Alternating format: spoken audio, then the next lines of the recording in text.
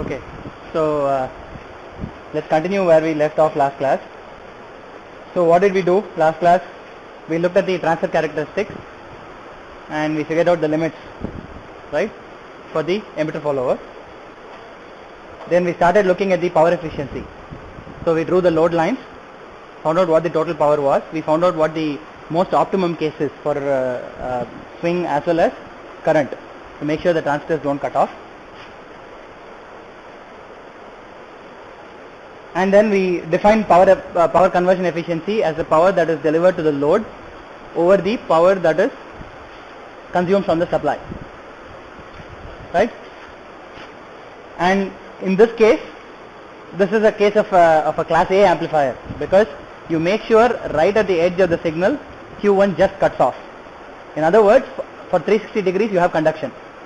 You can design it for larger IQ also, of course, right?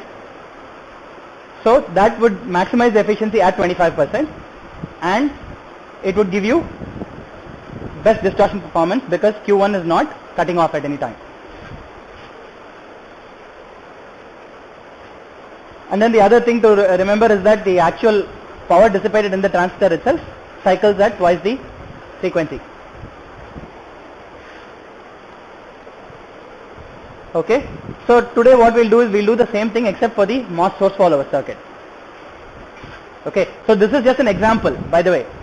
These emitter follower and source follower stages are just examples. You can have many different kinds of class A's. The first class A we looked at, let me see if I can, when we started off with output stages, was actually with a common source amplifier. You can also bias it such that it's conducting for 360 degrees. You can have a class A amplifier which is common source, right?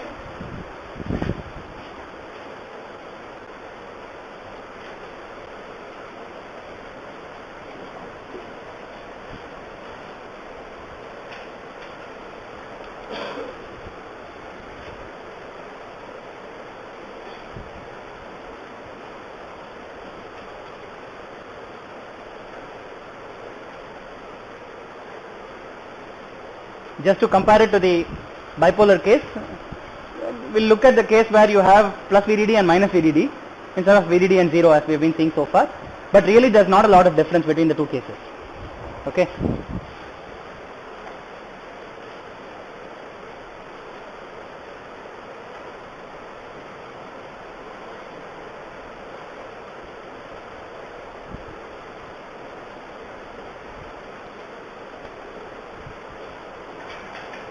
Where does the bulk go of the transistor?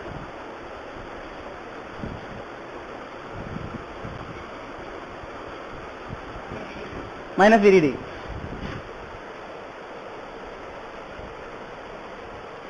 Okay. So the bulk of the transistor should be connected to the most negative potential. In this case, minus VDD. And you have a current IQ flowing through this.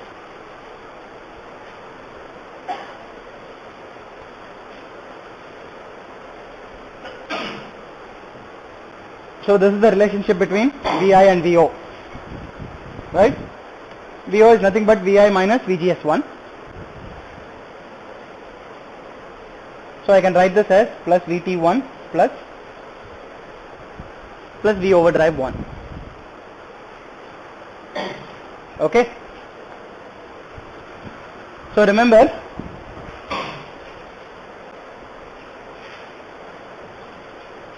is this constant? Definitely not, because of the body effect, right? In this case, the signal transistor does not have its source connected to body, and in fact the source is the output voltage. So as the output voltage varies, you are going to have dependence.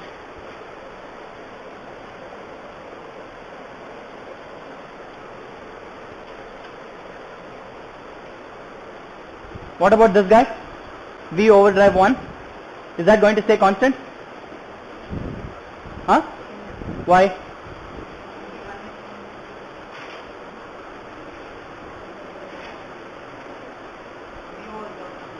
Yes. No, VGS is changing, VT is changing. How do you know how V overdrive changes? Does it change at all?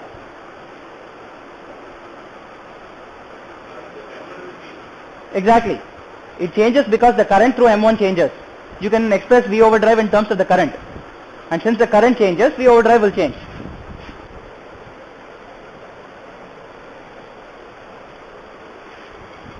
Correct? Okay, so what you can write, the source to bulk voltage is VO plus VDD.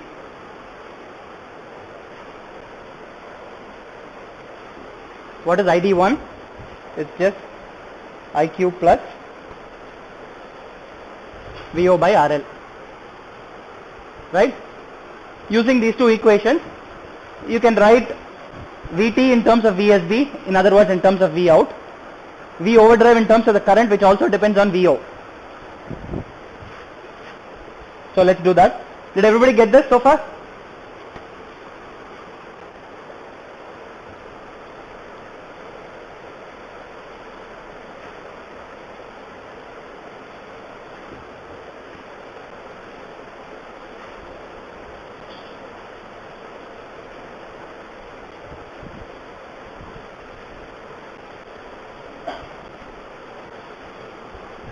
This is the overall VT.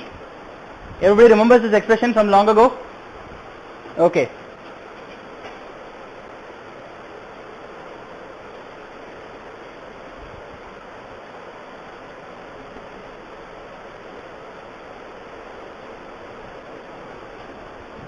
So this is the actual input-output expression. Correct? Actually, we have actually discussed this before. I think the example I gave for distortion with respect to body effect was the source follower long ago when we discussed the body effect. Right? Ideally it should be 1, but in reality it changes.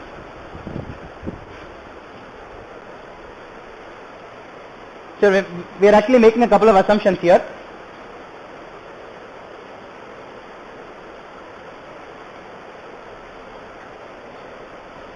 That is M1 and M2 are in the active, that is the saturation region. Right? That's when you can write the V overdrive expression.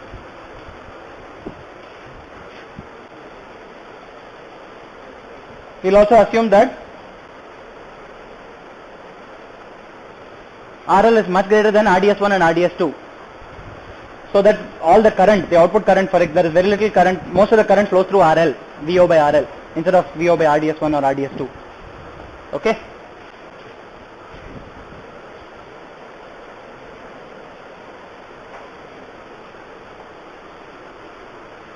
Okay? So now we'll find out VI at VO equals 0. Yes? Oh, sorry. Yes, should be smaller. Correct, sorry. Okay, should be much smaller than RDS1, RDS2. What is this? It's just VGS1. Correct? When VO is 0, VI will just be VGS1. I will use capitals here.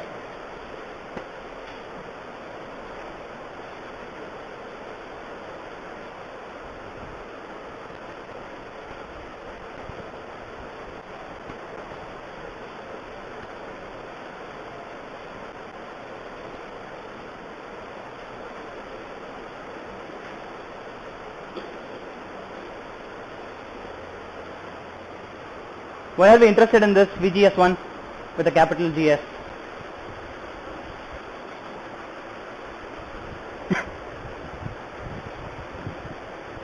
Any ideas? Exactly. Remember, we do the curve for the bipolar. This was VBE1. Similar to that, if you draw the case, to draw the curve for this, for the source follower, it will pass through, cut the x-axis at this VGS capital GS1. Right?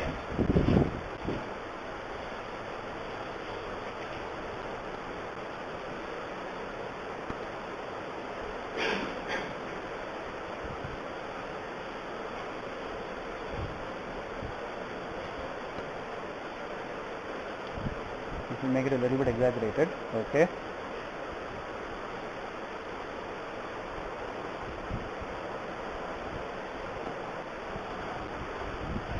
What happens if you increase Vi further? So let's say this was VO versus Vi. What happens on either side?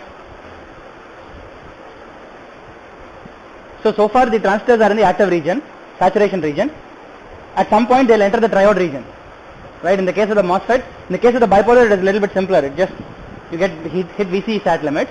Here the MOSFET will enter the triode region when VDS becomes less than VD sat. Correct? So then your slope will reduce and finally it will max out at VDD.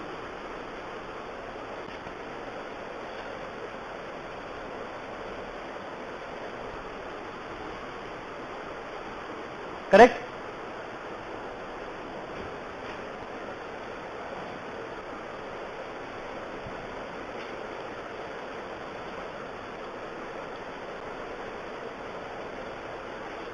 Of course, that happens when the output voltage is one overdrive below the supply. When does that happen? What is the input voltage at that point?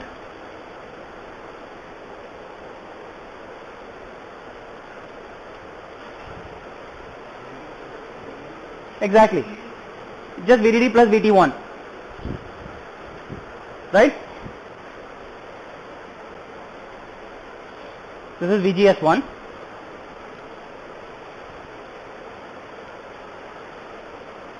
You'll have a similar case on the other side.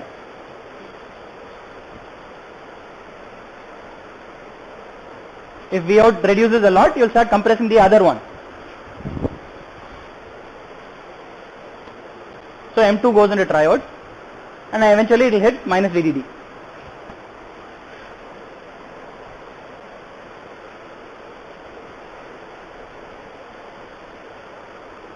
This is just minus VDD plus V overdrive 2.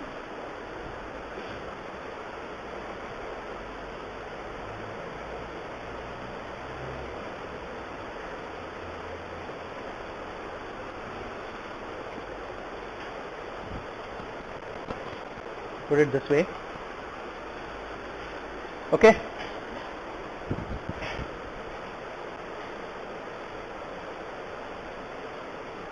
Oh, sorry. This is when RL is relatively larger. If RL becomes very small, you'll have the same case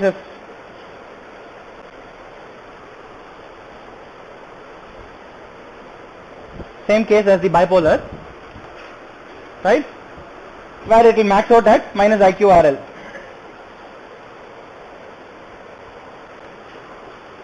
It will be a similar case. There's no difference in that case.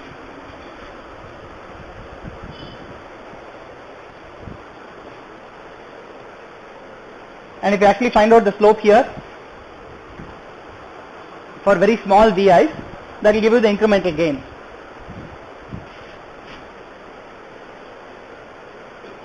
What should this be?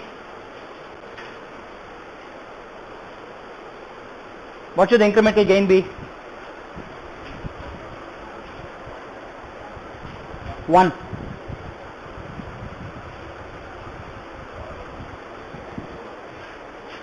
So it should be GMRL over 1 plus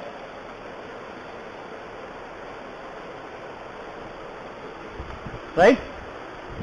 GMRL over 1 plus GM plus GMBS times RL. If GM is much larger than GMBS and GMRL is much greater than 1, it will be close to 1. Okay?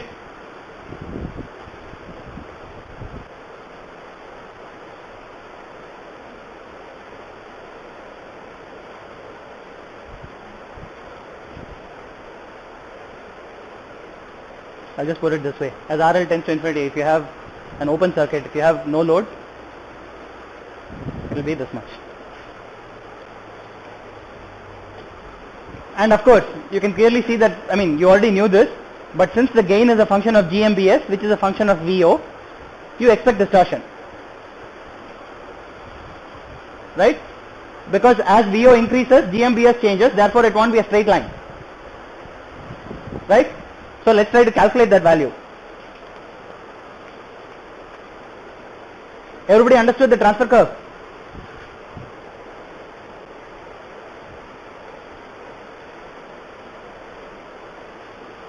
So we'll just quickly look at the distortion and define the different metrics of distortion. So what we are going to do is we are going to split the VI. We have VI in terms of VO, right? So we are going to split it into a Taylor series. Everybody remembers the Taylor series? Kind of. Okay. So you take the overall input, split it into the DC plus the signal component, and you are going to, so it's just the sum of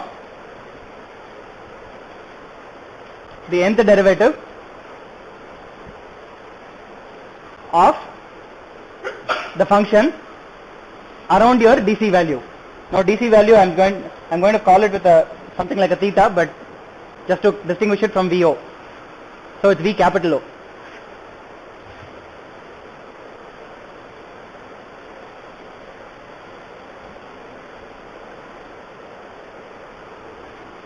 Correct? This is your Taylor series expansion. So that will have, of course, at n equals 0, that will give you your DC value. Correct? And then it will give you all the other portions.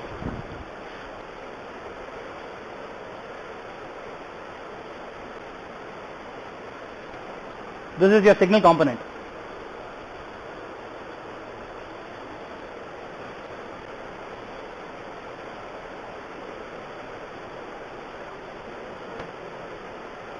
So we'll just call it Bn, the coefficient,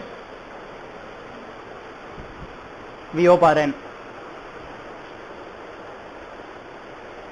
Okay. So what we'll do is, for the specific case of the source follower, we'll try to find out what the Taylor series coefficients are and what the nonlinearity is.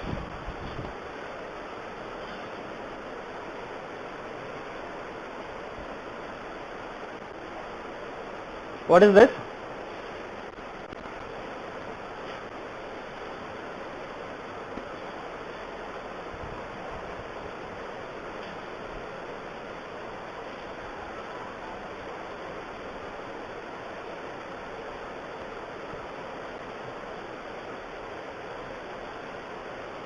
This is the expression for VI in terms of VO. Now we'll find out F prime. So what we'll do is we'll just restrict ourselves to the first, second and third coefficients, B1, B2, B3, because usually they are the most significant.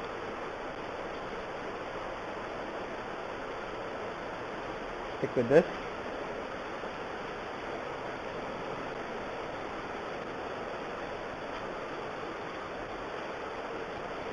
Okay, so 1 plus gamma by 2. So this will give you a 1. This will give you gamma by 2. Oh,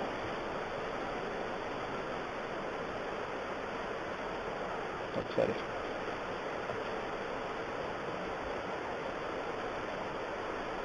Minus whole power minus 3 by 2. Right? Huh? Oh, minus 1 by 2. Sorry. The next coefficient will have minus 3 by 2. Okay? For simplicity's case, I'll just call this X. Just makes it easier. I don't have to rewrite this over and over again.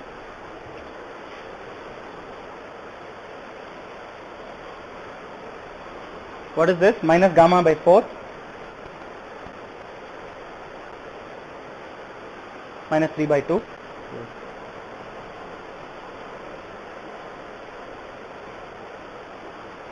Minus 3 by 2.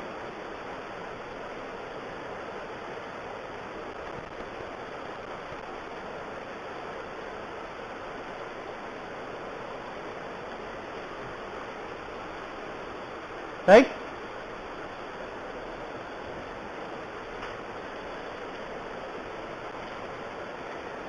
What is B naught?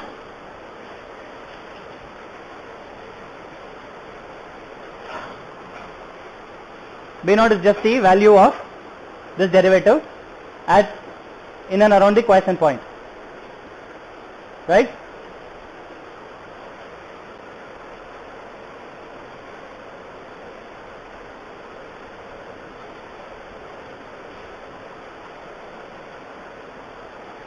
Oh, sorry.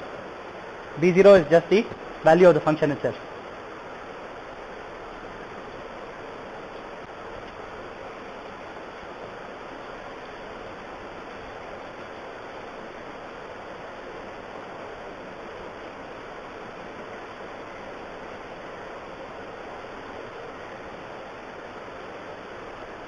Yeah, you just take the function, substitute V0 equals to the DC value V capital O.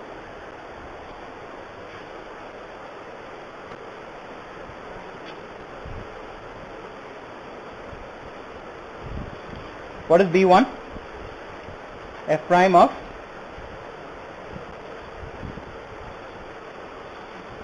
this.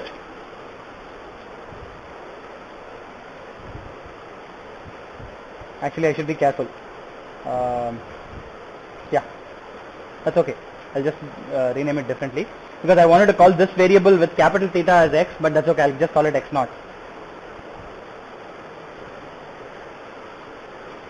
So it's 1 plus gamma by 2.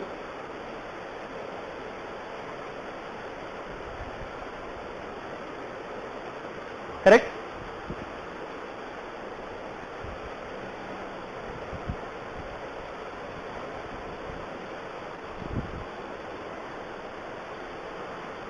Is that clear to everyone so far?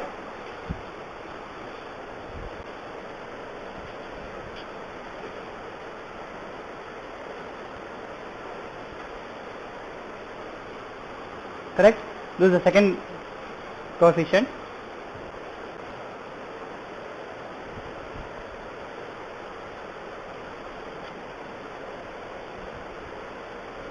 This is minus gamma by 8.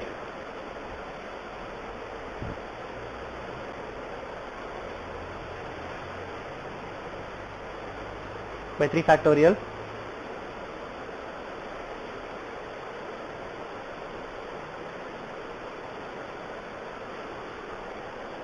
Okay, so we find out B0, B1, B2, B3.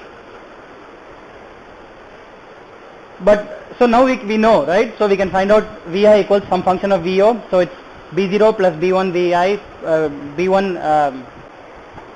So we'll write it this way.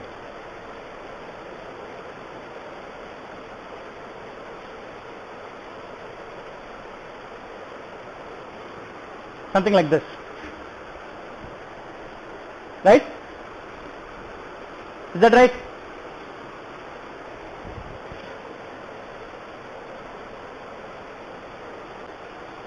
Correct? So you have expanded it in a Taylor series. Now what we can do, we can find out the distortion. So we know the input-output relationship. However, normally when you want to express distortion, you want to express the output in terms of a polynomial series of the input, not the other way around. Now we have it the other way around. If we express Vi in terms of Vo, what we actually want is Vo in terms of Vi.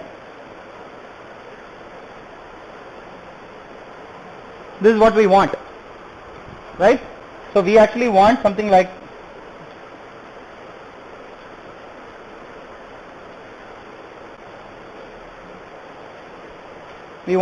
this.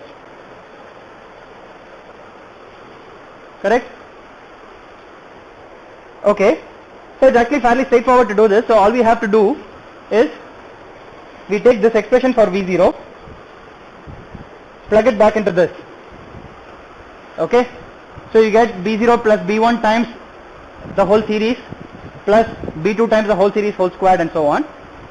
However, since we are just interested in the first few coefficients, all we'll do is on both sides we have coefficients of Vi, Vi squared, Vi cubed and so on. We'll just equate the coefficients on both sides. Does it seem okay?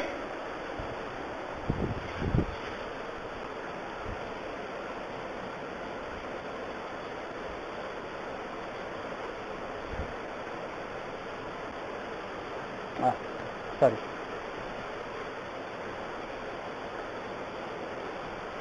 We'll do this.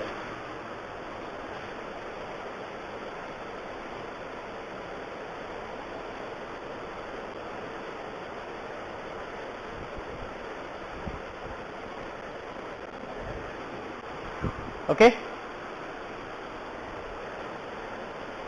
Let's look at the coefficient of Vi.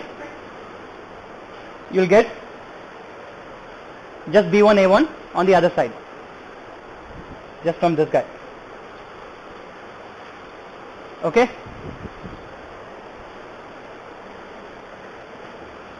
You'll get 0 equals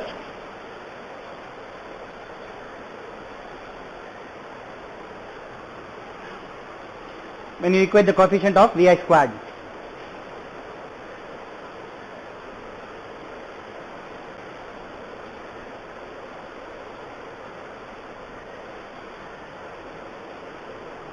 So you can equate all the coefficients, but we'll just do the first three.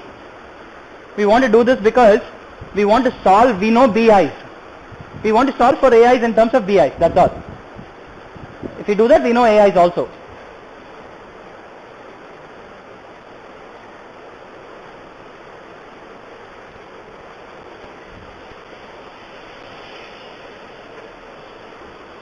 A1 is 1 over B1.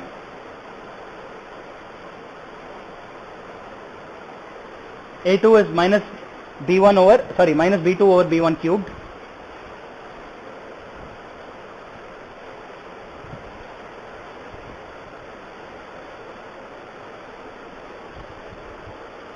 Okay? And we know BIs in terms of X and so on. Right? We can calculate. But I'll just leave it here, so because now we can find out, now that we know this, we know all the coefficients. I'll just give it to you. You can try it out at home. I'll just give you the values, okay?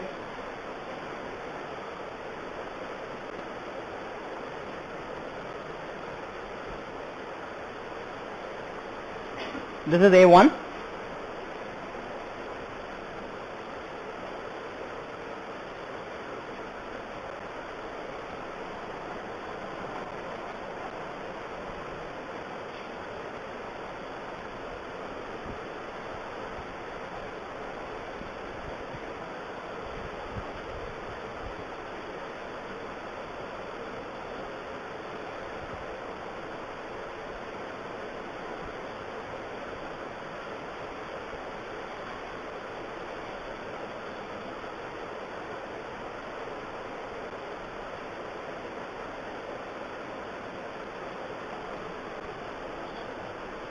Okay, so you'll get something like this. So now we have an expression for the output voltage in terms of the input as a polynomial. Okay. Now we can go ahead and characterize the nonlinearity of the polynomial. Usually the way it is done for amplifiers is in terms of harmonic distortion. Okay, because in many cases you are interested in the, so you are trying to put in, let's say, a sinusoid through the amplifier. What do you expect at the output if you put in a sinusoid? You expect another sinusoid just scaled up by the gain. So if the gain is A, if you put in B cos omega t, you expect to get AB cos omega t at the output, right? And you don't expect anything else. However, you can stick in Vi equals A cos B cos omega t into this polynomial, and you'll find that you not only get just omega t terms, you get omega square t, like let's say if you put in cos omega t, you get cos square omega t, you get cos cube omega t, and so on. Okay? And you can take the square terms and cube terms and re-express them in terms of, for example, cos square can be expressed in terms of cos 2 omega t, cos cube can be expressed in terms of 3 cos omega t minus 4 cos cube omega t, and so on, right? Or rather sine, cos is the other way around. Okay, so 3 sine minus 4 sine 3 omega t, right? So that's what we'll do. So we'll apply Vi equals Vi hat sine omega t,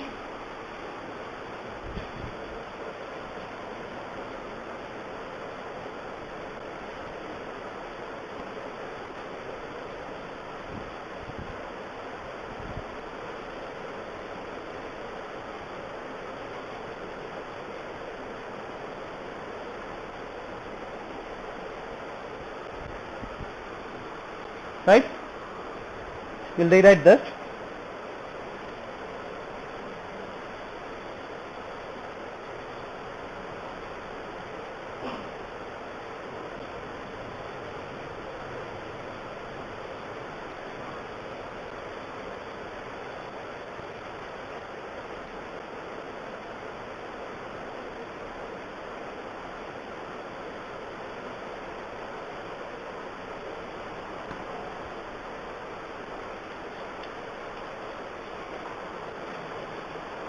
right? So now what does this tell you? So you are trying to put in just a simple sinusoid at a single frequency. So you not only get A1 V1 hat, which is your actual gain, which is your ideal gain, you also get other harmonics. Now normally what we do when we do small signal analysis is we assume that Vi is small, so that Vi squared, Vi cubed and so on will be much smaller, so you don't have to worry about those components. Okay, so if you do small signal analysis, you can just approximate this to be VO equals A1 V1 hat sin omega t and go ahead, gain is A1, right? However, if you are worried about distortion, you have to worry about the other components. Okay?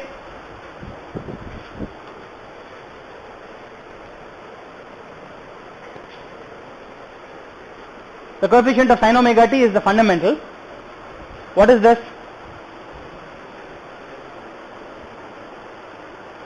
A1 V1 hat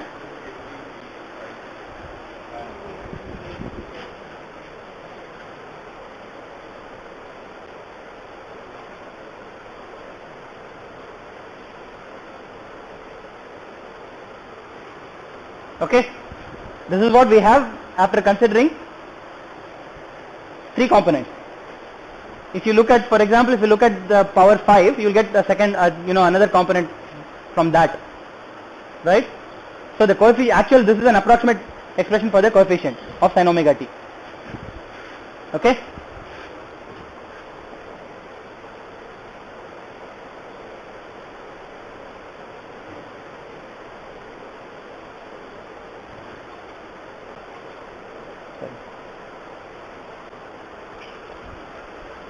this is the actual expression for the gain,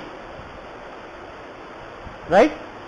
Because for the gain you are going to divide it by V1 sin omega t. You are going to take the fundamental and divide it by V1 sin omega Vi hat sin omega t. So the gain actually is a function of Vi hat. For very small Vi hat, it's not a problem. It is linear. Okay. Similarly, we can take this portion and define what is called harmonic distortion. Okay, because you are getting output components not only at the frequency of interest but at harmonics of that. This kind of distortion is called harmonic distortion.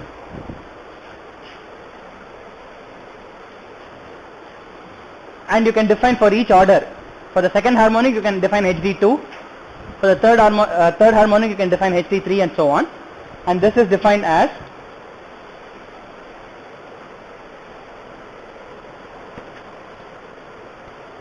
the amplitude of the 2 omega component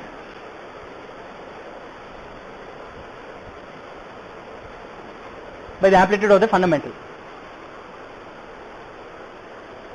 Okay? In this case,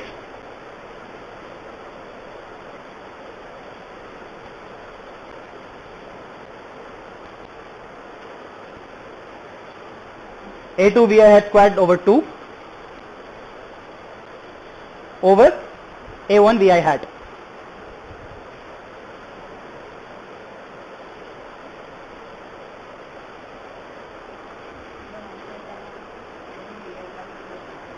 Sorry?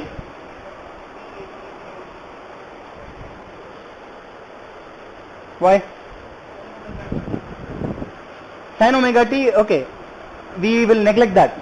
Okay, what we are going to do is, for the higher, when we do with respect to the amplitude of the fundamentals, we usually neglect the the higher order terms because it varies. You are right.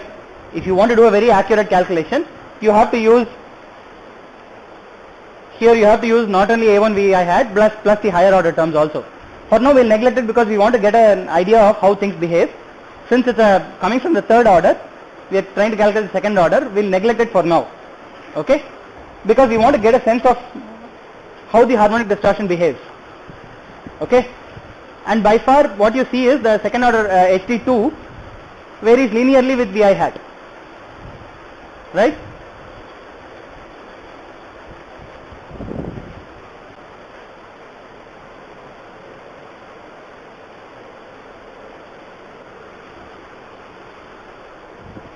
Okay, And of course, you can put in values for A2 and A1 and so on, and you'll get an expression. I'll just give it to you.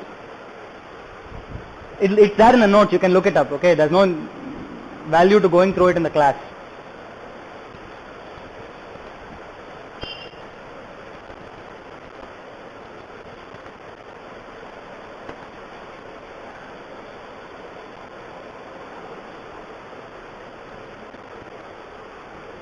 There are some approximations which have been done between gamma and that V capital O plus VDD plus 2 phi F, but if the approximations are there in the notes, but it gives you something like this.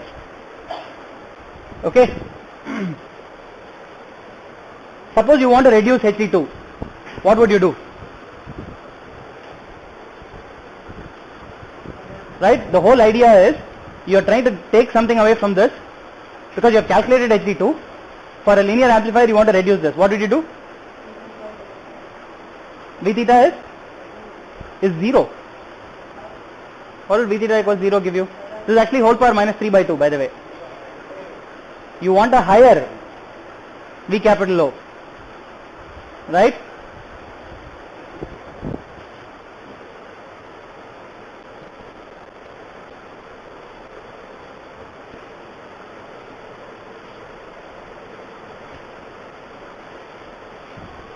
So you want to bias the output at a higher value. Does this make sense?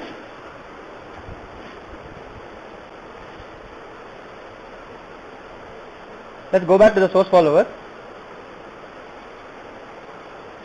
Does this make sense?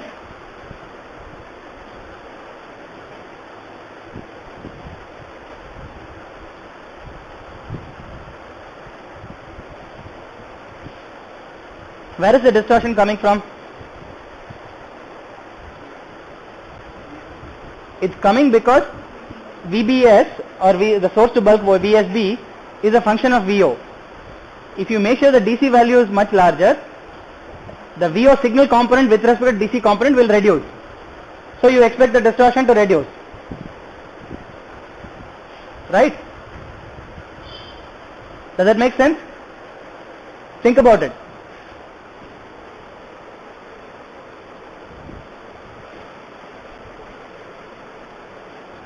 Similarly, we can calculate Hd3.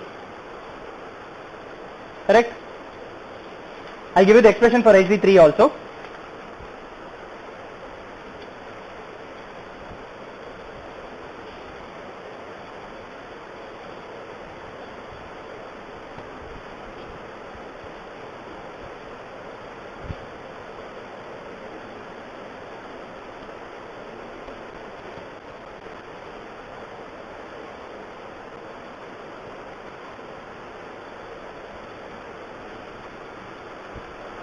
So now you find that the Hd3 actually varies as the square of the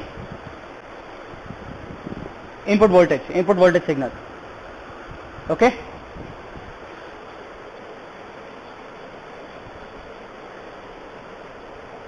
So that's the first thing. And then now I'll give you the expression for Hd3 also.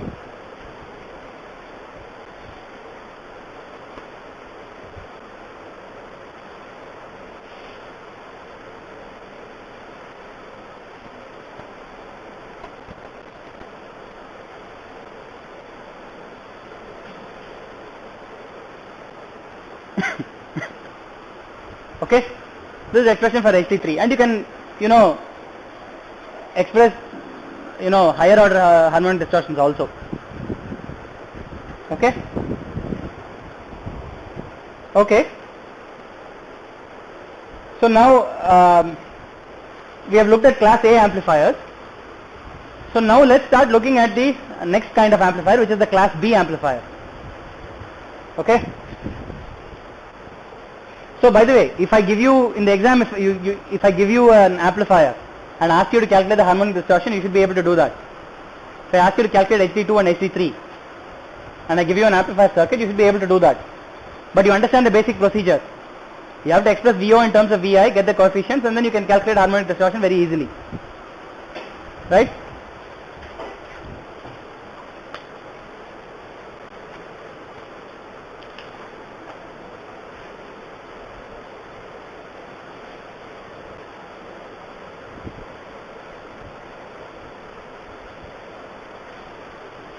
So we'll start looking at the class B, and the example we'll look at is the push, what is called the push-pull stage.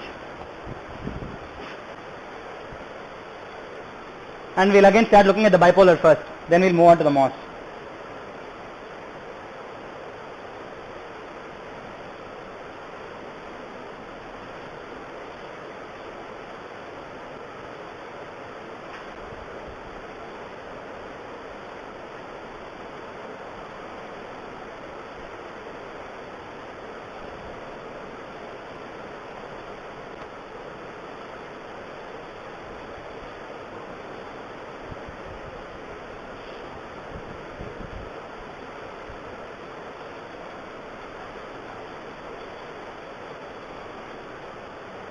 So we'll take the other, we'll assume ICT flows the other way. Okay? Note that this is slightly different from the other source follower. Here instead of a current source at the bottom, we've actually put in a PMOS source follower. Okay?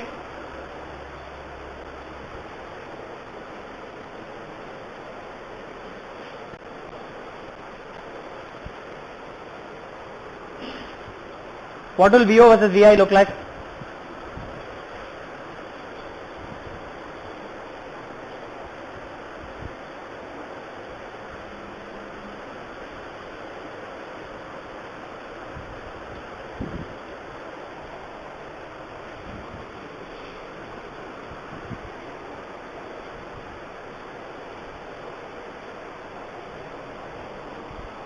What happens when VI is very large?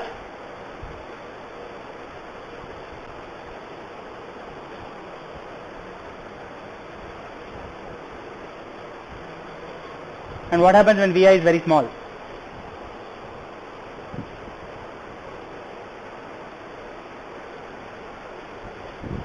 Any ideas?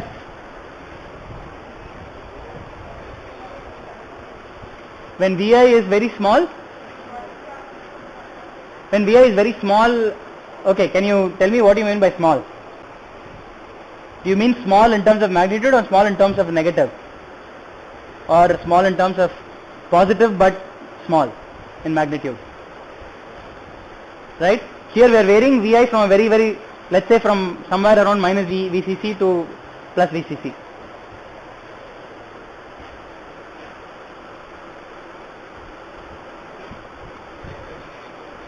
When VI is very negative, what happens? Bottom transistor will be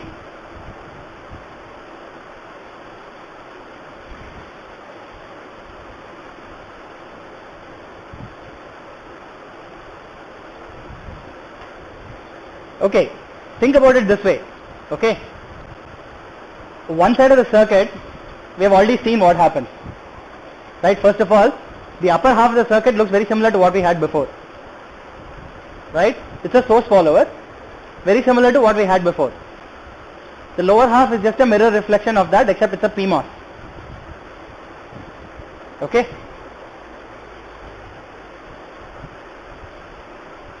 So can you make a parallel with what we have seen before with the class A source follower, with the class A emitter follower?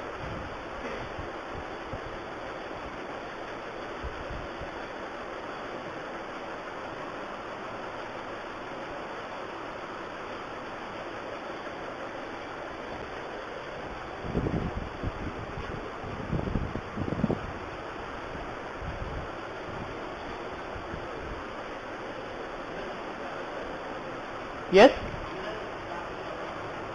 Similar graph in the, for the upper one the graph will be very similar. Okay. Is that right? What is the difference between that case and this case? In the other case you had a constant IQ, quiescent current flowing, because you had a current source at the bottom.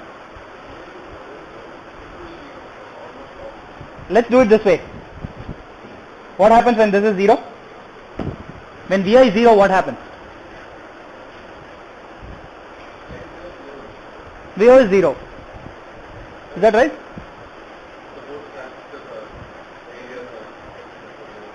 Okay. First of all, Can you have both transistors on at the same time?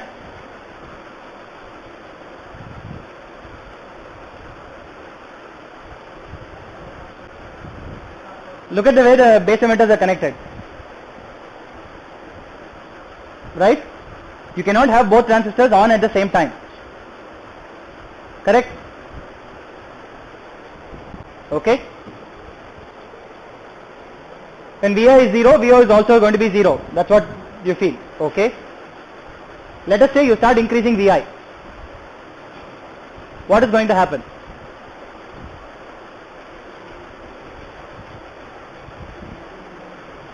Yes? Exactly. So till you hit VBE1, output will be 0 because you need to establish VBE1 across the base emitter of Q1. First of all, if you increase Vi, you expect Q1 to turn on and Q2 to remain off. Right? Until you hit BE1,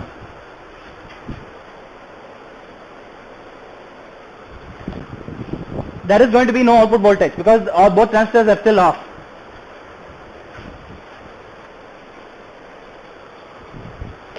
Then it is going to increase. After that, it will just be Q1 hits saturation.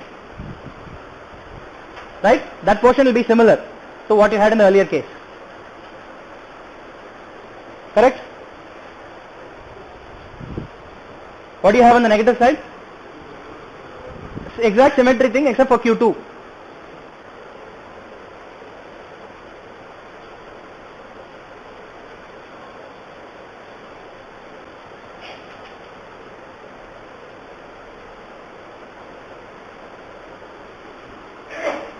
Okay?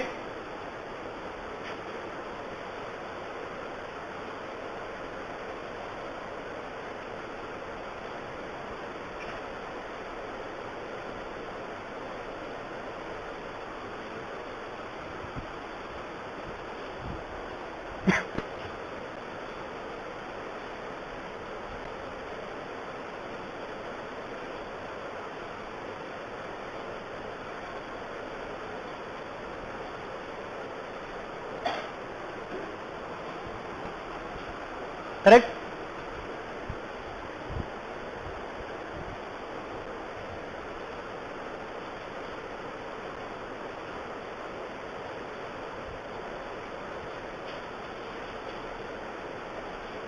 Q1 on, Q2 off.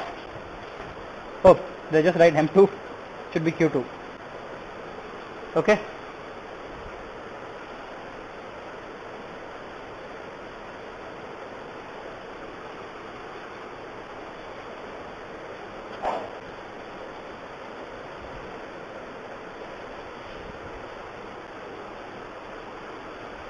Okay, this portion is called the dead band between VB.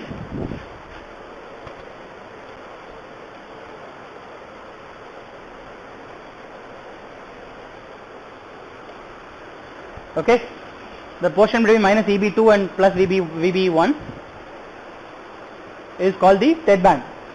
So in that region, both transistors don't conduct. You don't have any gain there. So very obviously for very small signals you actually expect a lot of distortion. In fact you expect no gain. Right? And if you actually give a signal around the zero crossings of your sinusoid, let's say you put in a sinusoid, around the zero crossings of your sinusoid you are not going to get any output voltage. So you actually expect the output to be quite distorted. Right? Does that make sense? So if you put in a sinusoid, what you will get is around the zero crossing it won't conduct and then you will get some hump of the sinusoid. Right? Okay, let's stop here.